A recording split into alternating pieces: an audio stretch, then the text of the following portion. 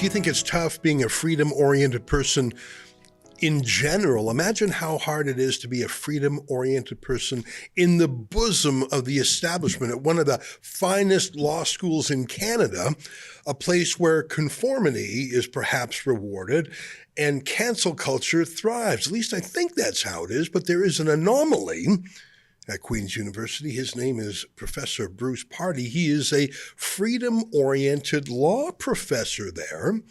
He's also the executive director of Rights Probe, which, as it sounds, is a think tank devoted to freedom and civil rights. And he is not only a force of nature and a professor, he is a public intellectual who writes about freedom in various places. He recently had a study published by the Aristotle Foundation, an excerpt of which ran in the National Post. What a pleasure to spend the course of the next half hour with Bruce Pardy. Bruce, great to see you again.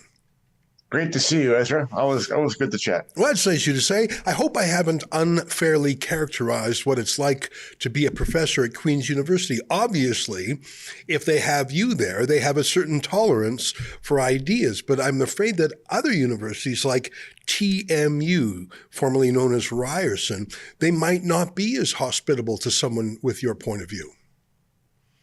I don't know. Certainly, listen, I should say that here at the law school at Queen's, I am very welcome to say what I think to their credit. So I don't want to place them in a light that's not deserved. But at TMU, at the new law school they're going to put in place, they have set aside 3/4 of their student seats for people of particular identities. And now, to be sure, this is not the only institution that's doing this. This is just the latest example of an equity-driven educational program.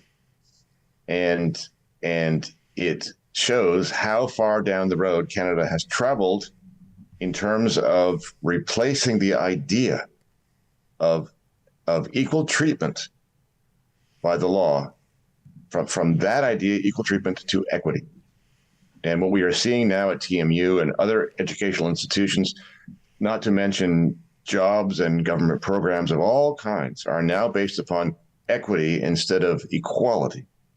And that means that your entitlement to apply for jobs or to apply for seats or to apply for programs depends upon your identity. And some people, and let's just call a spade, certainly straight white males would be the first on the list, are not eligible for these things. This is a form of discrimination in the name of equality, which is not the thing at all.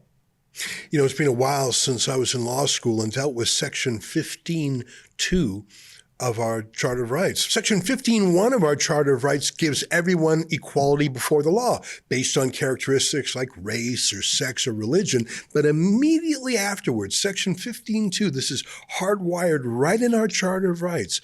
It basically says, well, except when, well, I'll read the wording, it does not preclude any law, program, or activity that has as its object the amelioration of conditions of disadvantaged individuals or groups, including those that are disadvantaged because of race, national or ethnic origin, color, religion, sex, age, or mental or physical disability. Now, that assumes that if you're a minority, you're disadvantaged. And it assumes if you're white, you have privilege. And by the way, I don't even know what the word minority means anymore, because in Toronto and Vancouver, for example, whites are the minority. And we get into all sorts of weird issues like how do you test someone's race? How much of a minority do you have to be to qualify?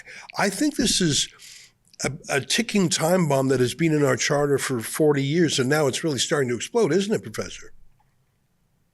Yes, well, this is so. The mistake was to include the exception in 15.2 that you read, but there's been more mistakes than that. So one of the points that this report is trying to make is that Canadians believe, and understandably so, because this is what 15.1 says. 15.1 says everybody has the right to be treated equally under the law. In other words, justice is supposed to be blind. And what has happened over these past 35, 40 years is that the Supreme Court has made the exception in 15.2 the general rule. 15.1 basically doesn't exist anymore.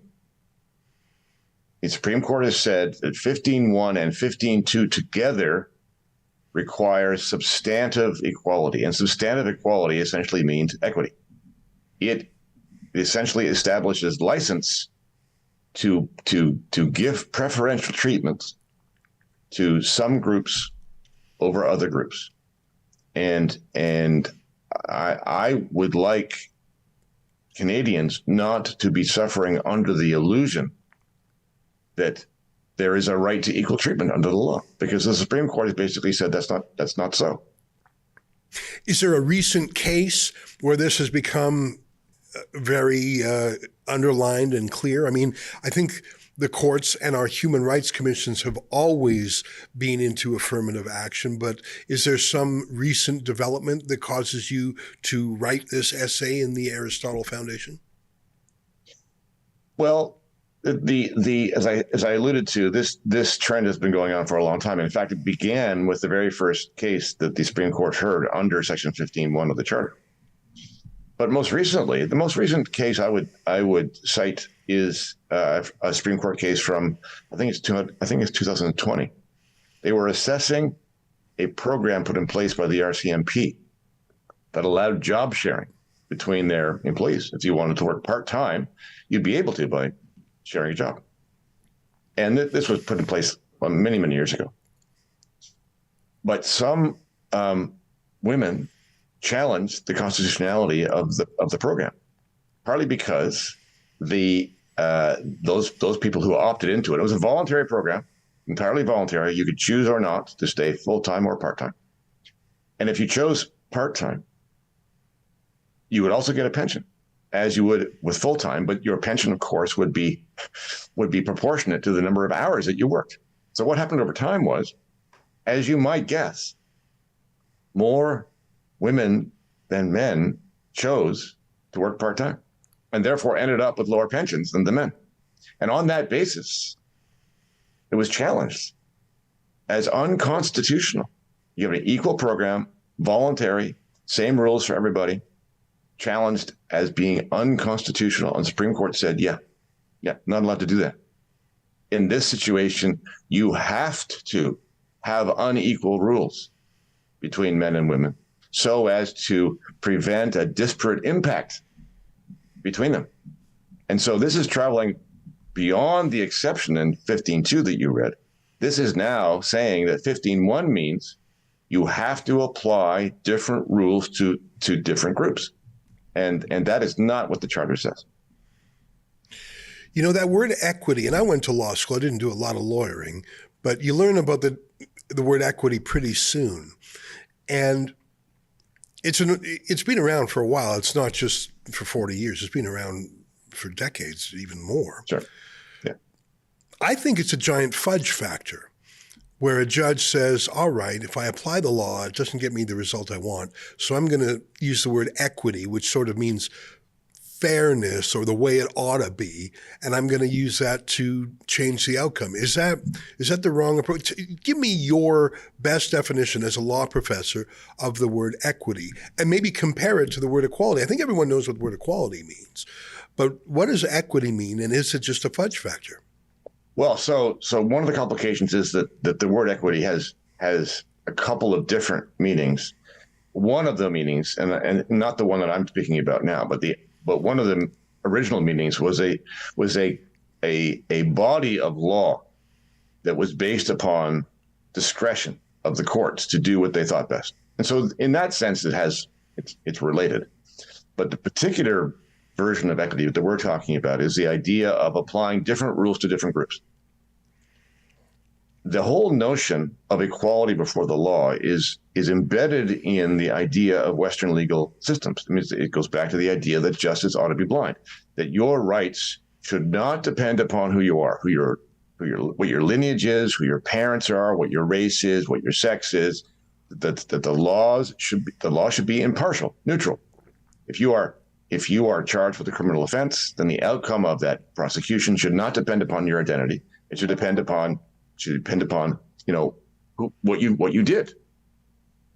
And that idea is as time goes on, going out the window. More and more, the law is suggesting that the standards to be applied to you and the punishments to be applied to you do depend on your identity. And that is the core of the equitable idea. And it is being applied now more broadly all the time. And it is being applied in favor of the predictable groups and against the other predictable groups. And this is a situation that I would regard as intolerable. And yet there is no end in sight.